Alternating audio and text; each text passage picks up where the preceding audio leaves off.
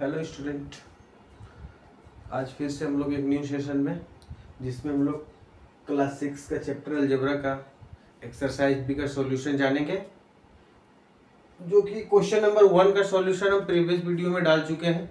ये हमारा वीडियो होगा जो कि क्लास 6 का अलजेब्रा एक्सरसाइज बी सॉल्यूशन का दूसरा वीडियो होगा। और इस वीडियो में हम कोशिश करेंगे कि आज एक्सरसाइज बी का सारा क्वेश्चन इसमें सॉल्व कर ले। तो जिसमें हम लोग को ये क्या दिया हुआ, क्वेश्चन नंबर 2 दिया हुआ है कि add the following using column method. तो कॉलम मेथड यूज करते हुए हम लोग को क्या करना है, इस क्वेश्चन को ऐड करना है। हम लोग क्या करेंगे, क्वेश्चन को एक एक करके सॉल्व करने का कोशिश करेंगे। तो कॉलम में सबसे पहले लिखना स्टार्ट करेंगे, x minus 2y minus 3z। अब हम लोग देखेंगे कि x वाला जो टर्म होगा उसी को इसमें लिखेंगे, y वाला इसमें और z वाला इसमें लिखने का टर्म करेंगे, कोशिश करेंगे। तो ये 5x plus 4y minus z, ये आपका 3y हो गया। तो 3y यहाँ पे क्या करेंगे, प्लस 3y है प्लस 2z और प्लस 8x।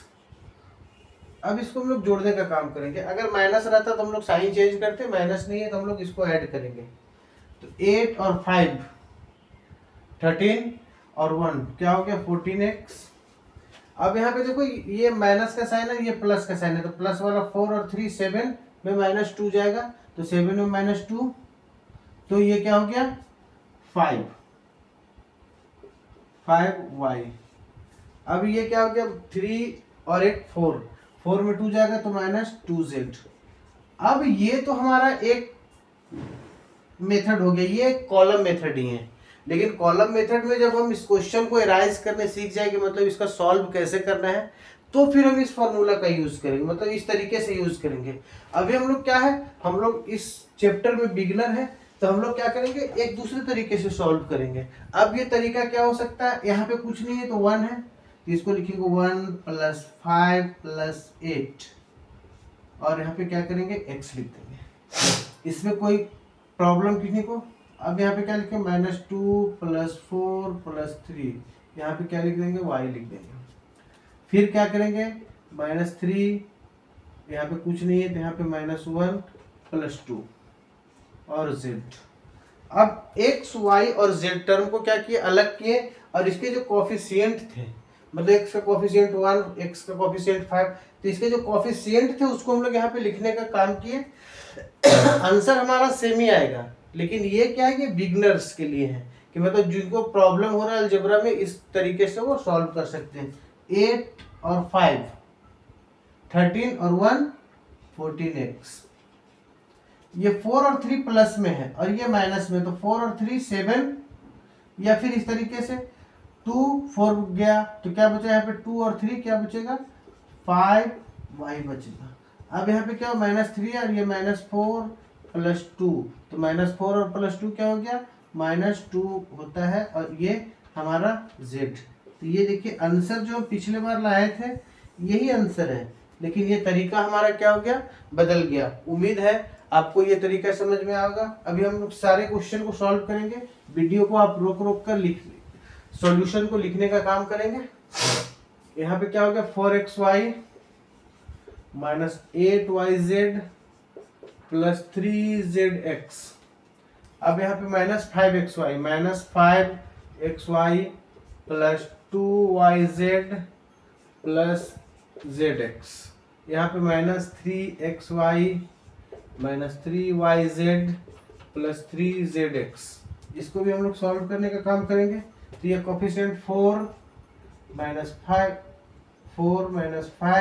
माइनस 3xy, यहाँ माइनस 8 प्लस 2 माइनस 3yz, और यहाँ पे फिर से ब्रैकेट में 3 प्लस 1 प्लस 3zx।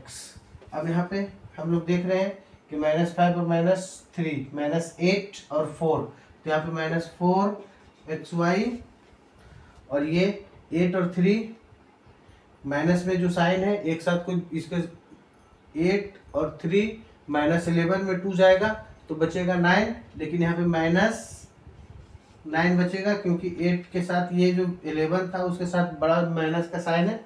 अब यहाँ पे 3 प्लस 3 6 प्लस 7 7 ZX, यहाँ पे प्लस का साइन होगा। ये हमारा सेकेंड क्वेश्चन का आंसर है। उम्मीद करते हैं आपको सेकेंड क्वेश्चन भी कैसे सॉल्व करना है ये समझ में आ गया होगा। अब वीडियो को पॉज करके क्या कर सकते हैं, इसके सॉल्यूशन को फिर से दोबारा देख सकते हैं या इसको नोट करने का काम कर सकते हैं। अब हम लोग 3 क्वेश्चन नंबर पे चलेंगे। X square y square plus 3xy, यहाँ पे minus 4x square minus 3y square minus 2xy minus 11x square minus 8y square plus 3xy। फिर से हम लोग कोफिशिएंट को लिखना स्टार्ट करेंगे। 1 माइनस 4 माइनस 11, ये हुआ एक्स स्क्वायर, यहाँ पे लिखेंगे plus 1 minus 3 minus 8y square.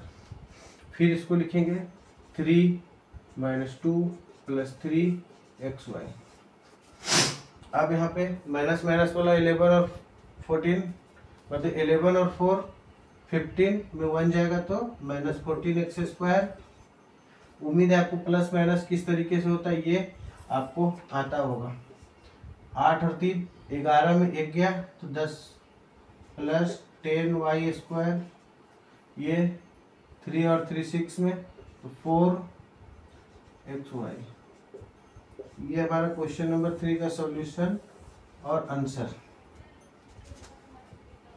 हम लोग अब नेक्स्ट क्वेश्चन पे चलते हैं। Question number 4, 3x square plus x plus 1 9x square minus 2x plus 11 6x square minus 4x minus 9। इसमें भी same process, 3 minus 9 plus 6x square, इसमें 1 माइनस 2 माइनस 4x और इसमें 1 प्लस 11 माइनस 9। तो ये इसमें क्या करेंगे हम लोग, 6 और 9, 3 और 9 9 9 में 0 गया तो 0x स्क्वायर। अब यहाँ पर 4 और 2 6 में तो 5x और 11 और 12 12 में 9 गया तो यहाँ पे 3 बचेगा। मतलब इसका आंसर जो है इसको हम लोग लिखेंगे 5x प्लस 3। ये इस क्वेश्चन का सॉल्यूशन है। उम्मीद करते हैं आपको क्वेश्चन नंबर 2 समझ में आया होगा। अब हम लोग नेक्स्ट क्वेश्चन नंबर 3 को सॉल्व करेंगे।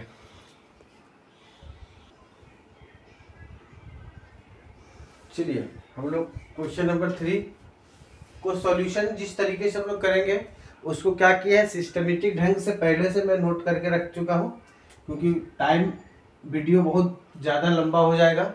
इसी वजह से क्या कर रहे हैं, हम लोग क्वेश्चन को पहले से लिखने का प्रयास कर रहे हैं। तो हम लोग सेम प्रोसेस करेंगे। इसमें कोफिशिएंट 2 है, प्लस 3 माइनस 1 का एक्स स्क्वायर, यहाँ पे माइनस 8 प्लस 6 माइनस 1 xy, यहाँ पे 7 plus 1 plus 7 minus 1 plus 4 y square minus 8 plus 2 plus 1 xy। अब इसको जो सिस्टम सेकेंड क्वेश्चन पे हम लोग किए थे वही 2 और 3 5 में 1 जाएगा तो 4x स्क्वायर, 8 और 1 9 में 3 जाएगा तो माइनस 3xy, 7 4 11 में 1 जाएगा तो 10 10y स्क्वायर और माइनस 8 प्लस 2 तो माइनस 6 और प्लस 1 तो माइनस 5xy।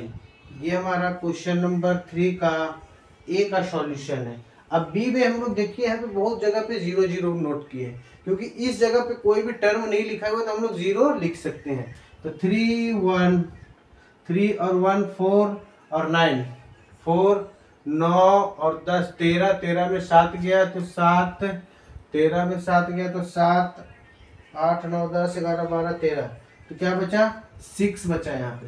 अब यहाँ पे 1 और 1 2x हो गया। अब इसको इस क्वेश्चन को मैं डायरेक्ट कर दे रहा हूँ।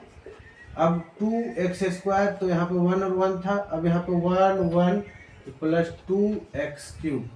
ये हमारा क्वेश्चन नंबर बी का सॉल्यूशन है। अब आपके लिए होमवर्क क्वेश्चन नंबर 3 का सी एंड डी आपको अपने घर पे बनाना है, और अगर आपसे ना बने तो आप कमेंट करेंगे मेरे व्हाट्सएप नंबर पे। मैं इसका सॉल्यूशन फिर से कोशिश करूंगा इसके सॉल्यूशन को फिर से डाल दिया जाए। Okay, thank you.